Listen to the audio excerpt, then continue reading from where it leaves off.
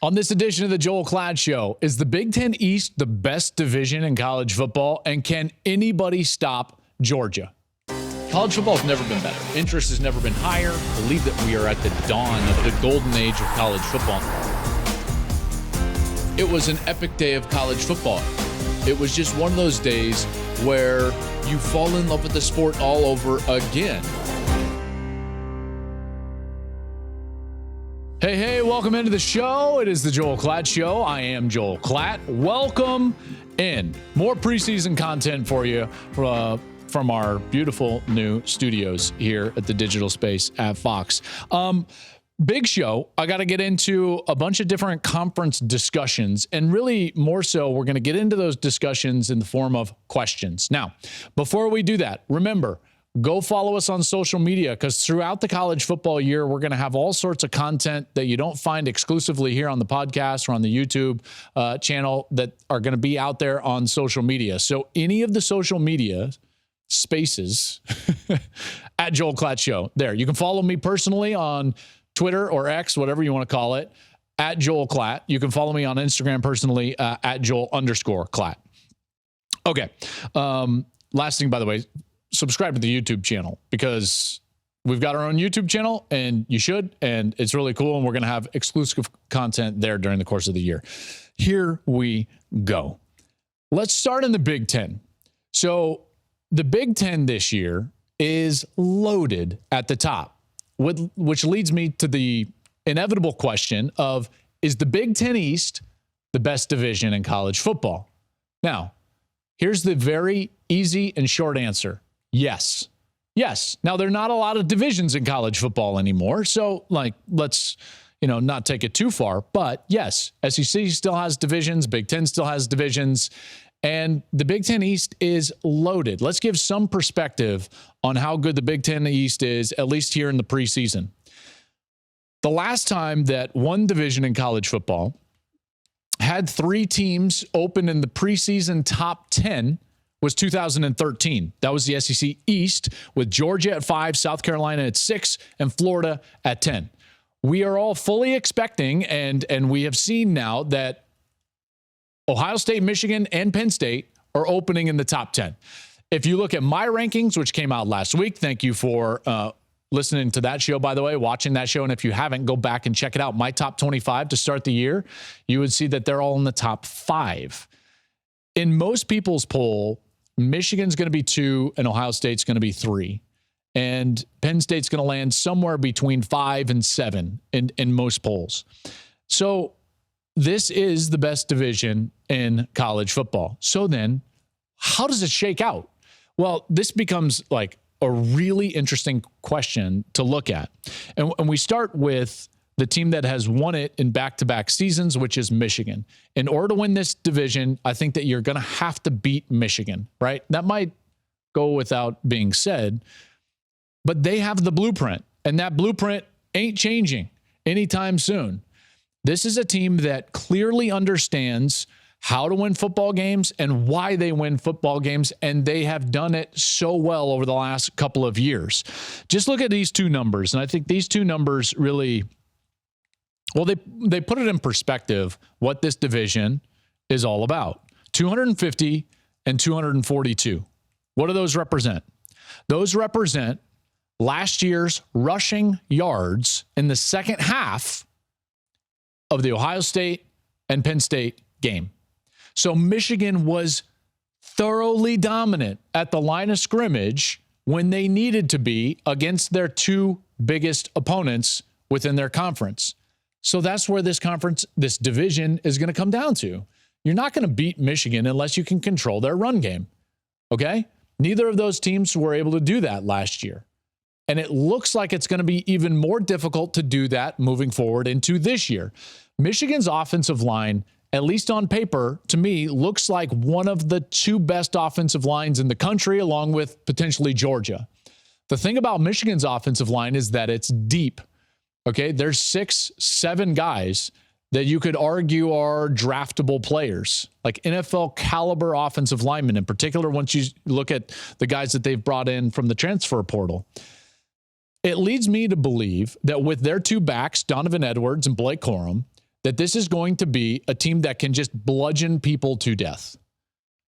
I don't think they're going to come out and try to be fancy and score 50 points a game. If they're going to get to 50, it's going to be the old-fashioned way, and they're just going to hammer away with the run game at the entire Big Ten schedule. Now, their schedule, in particular early, is not very difficult. So that run game is going to get its momentum early. I think that you're going to see what we saw from Stanford a few years ago. Remember when Stanford, they had that intellectual brutality mantra, and they would come out with, a sixth offensive lineman on the field as an extra tight end. They would have a seventh offensive lineman on the field at times. Michigan's going to have the ability to do that. They're going to create extra gaps. They're going to run power. They're going to do all sorts of different creative things in the run game. And this is one of the things that Jim Harbaugh is actually best at, and schematically, is finding different and unique ways to run the ball, add extra gaps, and force a defense to defend those extra gaps. They're going to do that, which means Ohio State and Penn State, what's your avenue to winning the division and representing the Big Ten East in the Big Ten championship game? You got to stop the run. You've got to control the run game of Michigan if you're going to win that side of the division. And that seems like it's going to be very difficult to do. Here's the other part that makes this tough for Ohio State and Penn State. Even if you do that, now you've got to contend with a quarterback that has proven he can go out and win a game with his play. See, at this point last year, we didn't even know who was going to be the everyday starter for Michigan between Cade McNamara and J.J. McCarthy. Now we know, and it's J.J. McCarthy, and what we saw in the shoe last year, and even in a playoff loss, was that he could put the team on his back, and they could win because of the quarterback and not just with the quarterback. So even if Ohio State and Penn State can handle the run game, which is going to be very difficult, they're going to have to deal with a quarterback that has confidence and the ability to go win the game himself. So it's going to be tough. It's going to be very tough. Ohio State has got to get better on the defensive line. Now, I think that they will be. This is what makes this so intriguing. The biggest question surrounding Ohio State for me is not about their quarterback. It's about their defensive line. Because if you go back and you listen to the shows right after their loss to Michigan, what did I say? I said they got beat on the interior of each line of scrimmage. Guard, center, guard, or defensive tackles. Michigan was better and tougher in those areas. Okay, Ohio State had an inability to run the ball. They got forced into, must-passing situations, and Michigan won the game. Michigan, they were able to control the game and late get Ohio State into vulnerable defensive structures based on their need to stop them, and then they were able to pop big runs. That's what happened in that game. And so, to me, that's exactly where Ohio State has to get better. Kyle McCord's going to be fine as a quarterback. If I'm a Buckeye fan, the last thing I'm worried about is the fact that I've got a new quarterback. The most imminent thing I'm concerned about is my defensive line good enough and better and up to par to stop the run of the Michigan Wolverines? Because that's the only way that they're going to go out there and win that division. Now, they're better. Guys like Mike Hall in there, they're better on the defensive line. They've got excellent pass rushers, but they better be stout in order to stop the run. Now, from Penn State's perspective, what's the avenue for Penn State? Well, they're built to beat Ohio State, not Michigan. If you go back to last year, and I know that one of them, was on the road. They went to Michigan. They had Ohio State at home. So you can say, well, maybe it was just location why they played Ohio State tougher than they did Michigan. See, I actually think it's blueprint. Penn State is built with speed and athleticism on defense. And James Franklin's done a heck of a job, right? That was the only two losses they had. Great Rose Bowl win for them. Like, Penn State is a hell of a team. But they're built to go and compete with and try to beat Ohio State because Ohio State was the benchmark in the Big Ten. But now all of a sudden, there's Michigan, and they play this bully style football that Penn State had no answer for a year ago. None. Not one answer for. That game wasn't even as close as the score indicated. At one point, people were like, well, it was a one-score game in the second quarter, early in the third. No. It wasn't close. It wasn't close. There was a kind of a nondescript turnover when Michigan was dominating and Penn State kind of scoops and scores, and all of a sudden it's like a one-score game, and it's like, no. it wasn't that tight to begin with. They hammered them with the run game. So from a stylistic standpoint, I think it's tough for Penn State. I love what they've got. Chop Robinson, namely up front to rush the quarterback. Abdul Carter. But again, Abdul Carter is not your traditional run-stuffing linebacker. He's a run, athletic, long, NFL-style hybrid linebacker at the second level. Kalen King, good player. Built to kind of match up with an offense that wants to throw the ball, like Ohio State. That's why it's tough for Penn State. Not saying that they can't. Not saying that they can't, because they've got a run game that could control the game, maybe get some big plays over the top with Drew Aller. They're going to be better, and they've got Michigan in their home stadium, which is going to be a big feather in their cap. I think their best avenue, Penn State's, would be hoping for a three-way tie. If I was a Penn State fan and I was like, how do we win the division and go play for a Big Ten title? I would hope for a three-way tie, because of how different Ohio State and Michigan are, it's going to be almost insurmountable to try to ask a team to beat both of those teams, again, because of the styles that you have to play to beat them. So where does that leave Penn State? Well, I've done the homework on this, and really, my guy Steve, he and I, he's my brain, editorial brain. Steve and I were talking, and he was like, well, let me look at the tiebreakers. So he goes through the tiebreakers, and we get to basically the top four tiebreakers. Let me give this caveat. If Michigan, Ohio State, and Penn State all finish 11-1, and their only losses are to each other. So circa 2008, Texas Tech, Oklahoma, and Texas. Remember that debacle? Here's what it comes down to. The top four tie-breaking models in the Big Ten would basically be a wash, because it would all be about win percentage that you had versus like common opponents and everything. But again, they would just lose to each other. So all of those, basically, it just keeps moving and moving and moving until you get to the fifth tiebreaker. And the fifth tiebreaker says, whatever the record is of your non-divisional opponents, now it gets interesting. I mean, come for the party right here. So let's look at their non-divisional opponents, shall we? Michigan has Nebraska, Minnesota, and Purdue. Ohio State has Wisconsin, Minnesota, and Purdue. So two of them So it basically comes down to a difference for Michigan and Ohio State between two teams, Nebraska and Wisconsin. Penn State's non-division opponents, Illinois, Iowa, and Northwestern. And every Penn State fan is like, no, Northwestern, no. I think that the advantage in a three-way tie goes to Ohio State. If you're just basing this based off of Vegas win prediction for the three teams, obviously Minnesota and Purdue would be similar. So the difference being Nebraska and Wisconsin. Ohio State's three non-divisional opponents have a Vegas prediction of 21 wins. Michigan's non-division opponents have a Vegas prediction of 18 wins. And Penn State's non-division opponents have a Vegas win prediction of 17.5. So what I'm telling you is, Penn State, you've got to immediately right now get on the Hawkeyes bandwagon and pray that Northwestern is not as bad as we think they are, because those two things have to happen if you're going to win a three-team tiebreak. Oh, fun stuff there in the Big Ten. Okay.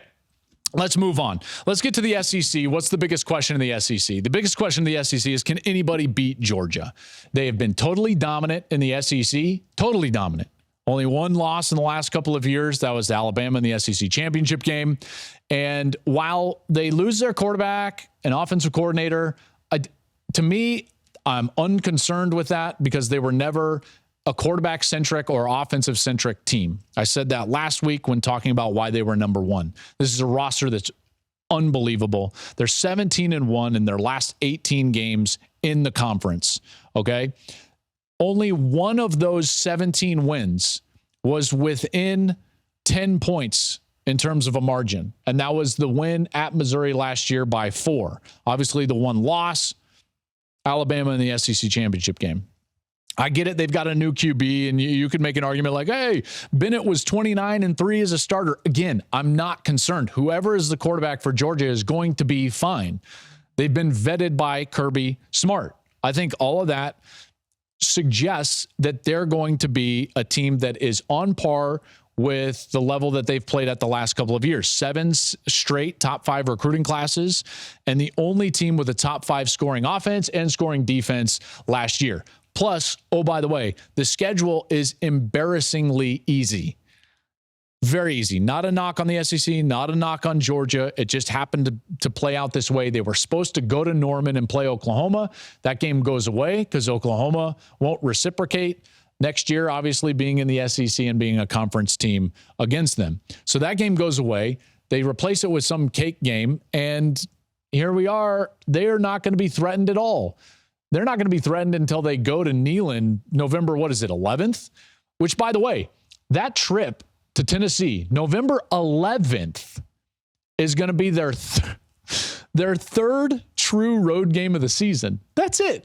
They go on the road to a true road game twice before November 11th. That is wild. By the way, that speaks to the brokenness of how schedules are built in college football. You're telling me the back-to-back defending national champion has a schedule that you could argue is one of the easiest schedules in all of college football. That should not be how this shakes out. Not their fault, not the SEC's fault. It just kind of happened that way. Oh, we got to change how schedules are made. Biggest questions for me about Georgia: complacency, distraction. We've seen the offseason issues. Will that become a distraction? We'll wait and see. Complacency, will it set in? Doubt it. Doubt it. Why will complacency not set in at Georgia? Competition. Well, you just told me, Joel, their schedule is the easiest. Yeah. Not competition from opponents, competition from within. When you recruit at the level that Georgia has recruited, these guys have got to be so hungry and have such a sense of urgency on a day-to-day basis just to be a starter. That's how you fight complacency. That's how Alabama has fought complacency. That's how USC fought complacency during their dynasty. And that's how Georgia is going to fight their complacency. So who are the teams that could potentially knock off Georgia in the SEC? I think it's only 3, maybe like 2.5. Sorry, Tennessee. Tennessee gets like a half a nod because they're in their own division. You got to start with Alabama. They're being doubted. That's a scary place to be. Doubting Nick Saban is not how you make money in this industry. Nick Saban has recruited as well as anybody. They've got 9 5-stars just from last year's class alone. 9 out of, 39? That's ridiculous. This is going to be a deep team that should be very good defensively. I think they're going to be a hungry team. I like the culture of that team. I think this is a team that could overachieve. The question mark for me is going to be about quarterback and wide receiver. They've got to replace Bryce Young, who single-handedly kept them in and won some games a year ago. And they've got a wide receiver core that I would say came up short a year ago. This is not a wide receiver core I believe a lot in. And at times, what we've seen at the top end of the sport, and Nick Saban knows this, is that you've got to go out there and outscore an opponent. The reason why they were so competitive and beat Georgia in the SEC championship game, and then they were in that game and kind of beating them in the national championship game, was their ability to throw the ball. Remember Jameson Williams? He went down. That's when all of a sudden, you can beat Georgia. Remember when Georgia was about to get beat by Ohio State and then Marvin Harrison goes down? It's like, okay, then Georgia beats you. You've got to have elite wide receivers in order to beat this Georgia team. You've got to have an elite passing game. I don't know if Alabama is going to have that this year. That's just a question that you've got to keep in the back of your mind. Tennessee, they have the offense. They throw it well. They were the best offense in college football. But remember how simple it is. Quarterback, wide receiver centric. Downfield read routes. They're also replacing their quarterback, best wide receiver. That's difficult to do. If the Orange Bowl showed us anything, it's that they've got some potential. Joe Milton, Squirrel, best name in college football. They've got some potential on that side. Do I believe they can beat Georgia? Not really. Is it going to help that they're in their home stadium? Yes, absolutely. Now we come to the team that I actually think I'm like, this is a team that actually could beat Georgia. That's LSU. LSU has depth. They've now gone through a season and transitioned to Brian Kelly. They were number 2 in the transfer portal, mostly on the defensive side. They've got their quarterback back, who's played a lot of football. They've got wide receivers on the outside. Remember, they threw it for, 500 yards in that SEC championship game. And I get it. Like, I get it. Georgia was up handily and LSU was just pitching it around the lot, but they've got experience at quarterback. They've got experience at wide receiver. Their defense should be better. Brian Kelly is a very good football coach. That's a team I would be leery of. I think LSU's got some serious potential. I think they beat Florida State early, and then we see what this team can develop into as the season goes along. That's my SEC questions. Now let's get into another conference. Let's talk about the Pac-12. That's right, the Pac-12. The Pac-12 will be the best they've been in over a decade. It is the best quarterback conference in the country. So is it? Yes. Yes, it is. Look at the quarterbacks that they have. It's an embarrassment of riches, starting with Caleb Williams, who I think is a generational talent, by the way. You've also got a guy that I think is a true dark horse Heisman contender in Michael Penix. I've covered Penix's games since Indiana. In fact, I saw him during the COVID year go into the shoe and play against a really good Ohio State team and threw it all over them. He's a good player, man. When you watch Penix play, you see the rhythm he plays it with, that Kalen DeBoer offense, the wide receivers that they have. Rome Odunze is phenomenal receiver. They're good on the offensive line. Bo Nix is back. 75th year in college football. That's a record. Cam Rising, he's coming back from injury at Utah. And we've seen him will his team to back-to-back conference titles. By the way, you've also got guys like, so you list off those guys. You've also got Shedeur Sanders. I think Shedeur is a hell of a player. Jaden DeLaura, DJ Uiagalelei, Cameron Ward, Dante Moore. Like, they are loaded at quarterback. And one of the things that I'm looking at is like, I don't know if you can get through this conference with only one loss. That's why it immediately goes to me like, I would have a lot of hope if I was any of these Pac-12 teams. I would be like, man, this is a year we've got a team that's capable of going to the college football playoff. And yes, I would agree with that. The problem is the way that the Pac-12 constructs its schedule. It does not schedule for championships. It schedules for parity. So because of that, think about what these teams are going to have to be doing. They're the deepest conference in the country. 5 teams in my top 15. 5. All right. Different styles. I already told you that was going to be difficult for Penn State. The different styles of the way that they're going to have to play in the Big Ten East. When you play in the Pac-12, you got to play different styles. You got to line up against the physicality of the Oregon State Beavers and the Utah Utes. You've got to line up and defend the passing game of USC and Washington. You've got the hybrid team in the middle of Oregon. You've got all these upstarts that on any given day, they can strike lightning in a bottle and beat you like Arizona did to UCLA. You've got Dante Moore, a total, kind of crapshoot as a freshman. You've got Shedeur Sanders and a really talented skill group at Colorado. What could they beat you on any given Saturday? Absolutely. So this is going to be tough for any of these teams to get through unscathed. All right. Which means like you better hope that you can get through a schedule and win the Pac-12 with only one loss. Look at this though. Look at this. It's going to be really hard. 6-year drought in the CFP. Does it end this year? Not sure. USC, think about it this. They play 9 straight consecutive Power 5 teams, the longest run in the country by any team this season.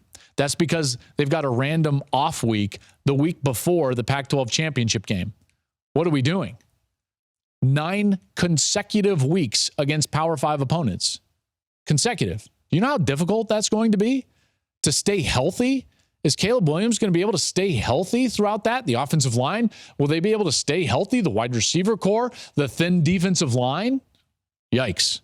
Washington, let's look at them. Brutal 3-week stretch in November, no less. Like, come on, Pac-12, what are we doing? They're at USC, they play Utah, and they're at Oregon State, all before the Apple Cup. What? It's like, that's not scheduling for championships. That's scheduling for parity.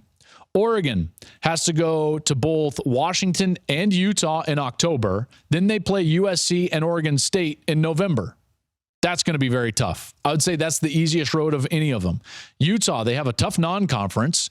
Remember, they've got to play Florida. Then they have at USC in the Coliseum. Then they have a 4-week stretch of at USC against Oregon at home, ASU at home with Kenny Dillingham as their new head coach, and then at Washington. What? Oregon State. Them and Oregon have the easiest schedule. Oregon State, Utah at home in September. Then they finish with Washington, then a road game at Oregon. I mean, who's getting through that? I don't know. I want to say, and I was on Cowherd a couple weeks ago, and I said, I think USC could go to the playoff. USC and Washington are my favorites in the conference. That USC 9 straight weeks against Power 5 teams, that's going to be so difficult. Someone's got to go through that with only one loss. By the way, then they've got a rematch with one of those teams that they just played, likely out of a November matchup in the Pac-12 championship game. It's going to be very difficult. Do I hope we get some Pac-12 representation? Yes. By the way, it could be the last year of the Pac-12. We shall see. Let's move on. All right, let's move on. Let's see. Let's talk about some Big 12 topics here. Is this finally the year that Texas wins the Big 12? Do you know why I'm pausing right now? Because I feel like we're breaking the rules. The rules have been we're not talking about Texas unless they do something. That's the rules. I don't know what to tell you. And we're breaking the rules because the question is about Texas. Why is the question about Texas? They got the best roster in the Big 12. The question is about Texas because they're the best team in the Big 12. Stop me if you've heard that before in the last decade. I'm starting to get fed up with Texas before the season. And I like Sark. I like Quinn Ewers. I like this team. 10 starters back on offense. Should be dynamic in that respect. They were a pretty good defense last year. They just didn't win tight ball games.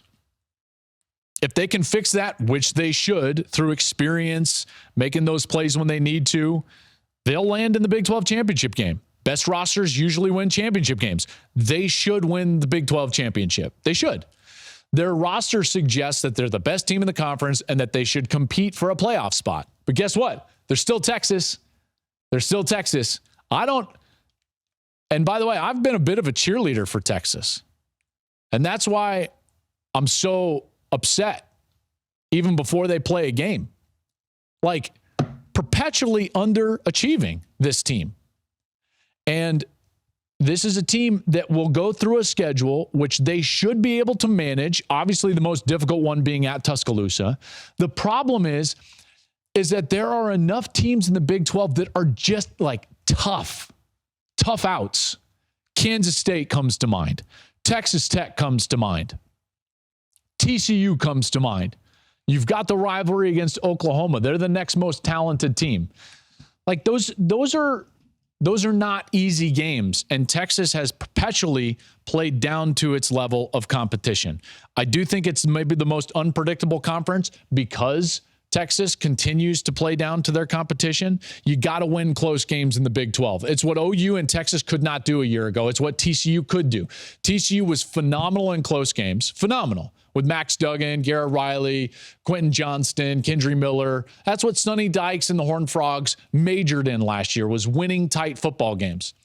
That's what Texas failed at. It's what Oklahoma failed at. If that can turn, then we're going to see them bounce back and be very competitive.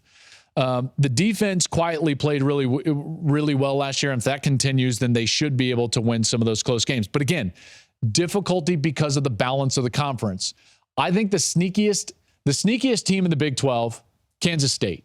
Just watch out for Kansas State. I love their O-line. I really like Will Howard. And defensively, they are just kind of tough as nails. Tough as nails. I like what they do at Kansas State. All right, let's move on to the ACC. The ACC, the question for me is, am I buying the Florida State hype? That's the question. because there's a lot of hype out there about Florida State. And listen, I get it. And they're likely going to win a lot of games this season. They've got a talented roster. They did really well in the transfer portal. They've recruited well. In an ACC that isn't particularly strong top to bottom, are they ready?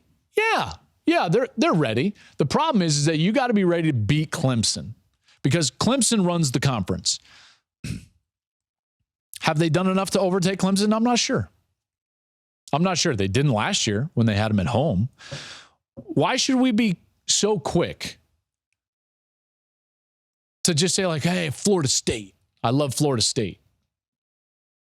I can like them. They're in my top 10. But I can accurately say they aren't to the level of even two of their first four opponents, one of them being a conference opponent in Clemson, that game at Clemson. Last year, Clemson had what they consider to be a bad year. They still won 11 games, including going 9-0 in the ACC, 9-0.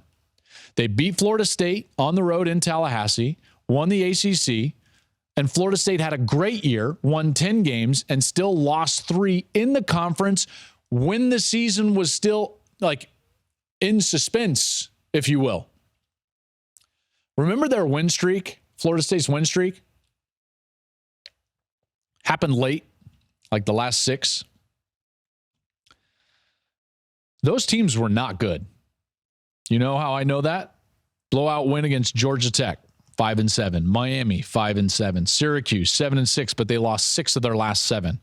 Louisiana Lafayette, they were sub 500. And they had 1-score wins over Florida, sub 500 team, 6-7, and a sub 500 Oklahoma, 6-7 to finish. By the way, that Oklahoma game, that was a 1-score game late. 1-score win over Oklahoma. Oklahoma hasn't been sub 500 since John Blake. And you want me to anoint Florida State because they beat the worst Oklahoma team since John Blake? I can't do that. Not with Clemson still there. Not with Clemson returning their quarterback in Clay Klubnik. Not with Clemson getting better on defense. Not with Will Shipley still being there. Not with the game being in Clemson, in particular in the first month of the season. And not with Garrett Riley being the offensive coordinator at Clemson. This is the biggest move that nobody is talking about in college football. Name the last time, and I said this last week on the Top 25 podcast, name the last time that a Riley has had a poor quarterback season. Yeah, exactly. We're all waiting because it has not happened. It has not happened. Garrett Riley did a sensational job with Max Duggan last year, who wasn't even the starter to begin the year with TCU. When they've got a run game and a guy like Kendry Miller, like he had at TCU, and now he's going to have Will Shipley, he can be dynamic in the run game and the screen game. They're going to be able to throw the ball. Klubnik is a really good player, Probably should have been playing the majority of the time last year. This is why Clemson is going to run the ACC. This is why I have them rated ahead of Florida State, and this is why it's not time for the Seminoles yet. I think the Seminoles are going to be a really good team. I've got them in the top 10. So this is not about me hating on Florida State. This is me accurately looking at the LSU matchup, which does not favor Florida State, and the Clemson matchup, which does not favor Florida State. And I can accurately say Florida State is going to be 2-2 in their first 4 games. Now, they may go on to win 10 games, but it's not going to be a team that really competes for an ACC title. But here is where it gets interesting. ACC doing away with divisions, so they could get a rematch against Clemson. And then it comes down to health, namely quarterback. Are your quarterbacks healthy? Are your best players healthy? That's going to be a fascinating deal. Clemson's roster is still better than that roster at Florida State. In particular, when you look at the blue chip ratio, Clemson still got the nod. So, buying the Florida State hype, that's a no. Thank you for listening. Remember, follow us on all the social medias. And again, remember to subscribe to the YouTube channel, The Joel Klatt Show on YouTube. Go ahead and subscribe to that, and you'll have some exclusive content during the show as well when you subscribe there, and you'll get that through YouTube. Lots still to get into as we barrel closer to the college football season. We're going to have a couple of shows next week, including trying to get ready for week 0 as we're going to start to have some games. I would love to hear from you, so let's open up the mailbag, okay? Well, let's get the mailbag mailbag going early in the year. The Joel Klatt Show, mailbag@gmail.com. Send us your emails, and I'll get to those questions. By the way, they can be about anything. They can be about college football. They can be about life, anything you want. By the way, I officiated a wedding this summer. True story. Went to a couple. Kat got married. Kat, our producer, Kat Donnelly, wonderful, beautiful wedding. Congratulations to you. That was phenomenal this summer. I also went to another wedding where I had to officiate the wedding. That's right. Got all certified online, did it all up. It was beautiful. Did I do a good job? I'm not sure. It wasn't on video, so we'll never know. That's this edition of the Joel Klatt Show. Make sure to tune in next week. Next episode will be on Monday.